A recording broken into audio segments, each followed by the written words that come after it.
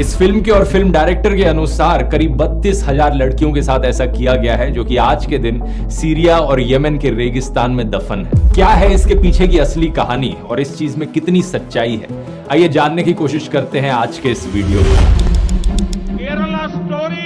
Dhruv Rathee recently अपने channel पर एक वीडियो अपलोड किए थे, जहां पर वो बताया कि द केरला स्टोरी जो मूवी है उसमें लोगों को मैनिपुलेट किया गया है, जिसमें बताया गया कि 32,000 वोमेन इस्लाम में कन्वर्ट होकर आईएसआई संगठन में ज्वाइन किया है, जो बिल्कुल फेक है। बेसिकली वो बताया कि द केरला स्टोरी मूवी एक प्रोपेगेंडा मूवी है, जिसमें एक्सपोज करते हुए इंजीनियर रिविल ने सेकेंड चैनल पर एक वीडियो अपलोड किया है, जिसका मैं थोड़ा सा क्लिप दिखाया हूँ। अगर आपको पूरा वीडियो देखना है तो link in description. Dhruv Rathee जैसे लोग इसको दिखाकर आगे प्रोपेगेंडा को फैलाते हैं। ध्रुव राठी इस स्क्रीनशॉट को दिखाते हुए कहता है कि देखो, इंडिया टुडे का एक आर्टिकल है और इसके हिसाब से सिर्फ 40 जो लोग हैं ना, वही आईएसआईएस में लड़ने के लिए गए हैं। तो लोगों को लगता है कि हाँ भाई हाँ, ये तो सही बोल रहा है, आर्टिकल में तो लिखा हुआ है। लेकिन लोग इसको ध्यान से पढ़ते नहीं है। आप इस आर्टिकल को ध्यान से पढ़ो। इसी आर्टिकल में आप पढ़ सकते हो, यहीं पे बगल में लिखा हुआ है कि पिछले सिर्फ 2 साल के बारे में इस आर्टिकल में बात किया जा रहा है, ना कि अभी तक का। जबकि ध्रुव राठी कहता है देखो, सिर्फ 40 लोगों ने इसे ज्वाइन किया है। 32,000 लोगों का ये जो फिगर है ना, वो एकदम फेक है। चलिए कोई बात नहीं, हो जाता है, गलती हो जाती है, कुछ फैक्ट्स मिस हो जाते हैं।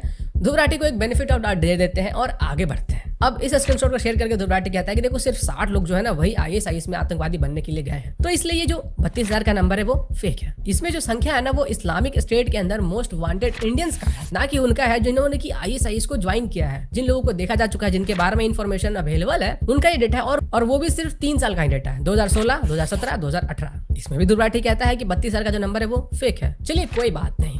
दूसरा जो बेनिफिट ऑफ डाउट है ना, वो भी ध्रुव राठी को दे देते हैं और वीडियो में आगे बढ़ते हैं। इस न्यूज आर्टिकल को शेयर करते हुए ध्रुव राठी कहता है कि जब union ministry of home affairs से पूछा गया कि क्या कोई लव जिहाद के केसेस अभी तक मिले हैं, तो उनका रिप्लाई था कि नहीं, अभी तक कोई भी लव जिहाद के केसेस मिले ही नहीं है। और इसी को कोट करते हुए ध्रुव कहता है कि देखो, इस आर्टिकल में मेंशन्ड है और होम मिनिस्ट्री ने भी बताया है कि कोई भी लव जिहाद के केसेस अभी तक मिले ही नहीं है साउदर्न इंडिया में, इसलिए लव जिहाद एग्जिस्ट नहीं करता है। चलिए इसको भी जरा क्रॉस चेक कर लेते हैं। तो आप देख सकते हो कि यहाँ पे मैंने हिंदुस्तान टाइम्स का पोर्टल खोला हुआ है और ये वही न्यूज आर्टिकल है जिसके बारे में ध्रुव राठी रेफरेंस कर रहा था। अब जैसा कि ध्रुव राठी ने कहा, यहाँ पे मेंशन है कि there is no case of love jihad in Kerala. जबकि आप इसके नीचे जाओगे तो यहीं पे आपको लिखा हुआ मिलेगा, the term love jihad is not defined under the extant laws. और क्योंकि ये जो लव जिहाद का टर्म है, इसको डिफाइन नहीं किया गया, इसके लिए कोई लॉ नहीं है और कहीं पे भी इसके बारे में ऑफिशियली कुछ नहीं कहा गया है, इसीलिए ऐसे कोई केसेस मिले नहीं है। अब जब कोई क्राइम है ही नहीं जो कि एग्जिस्ट करता है, तो उसके केसेस कहां से रिपोर्ट होंगे? फॉर एग्जांपल, हमारे कंट्री में ऐसा कोई भी कानून नहीं है कि अगर किसी व्यक्ति को एलियन किडनैप कर लेता है तो उस एलियन को 10 साल की सजा होगी। तो फिर अगर आप इस क्राइम के बारे में गवर्नमेंट से फिगर्स मांगोगे तो गवर्नमेंट तो ये कहेगी ना कि ऐसा तो कोई रूल बुक में है ही नहीं, इसलिए ऐसा कोई क्राइम रिपोर्ट ही नहीं हुआ है। अच्छा,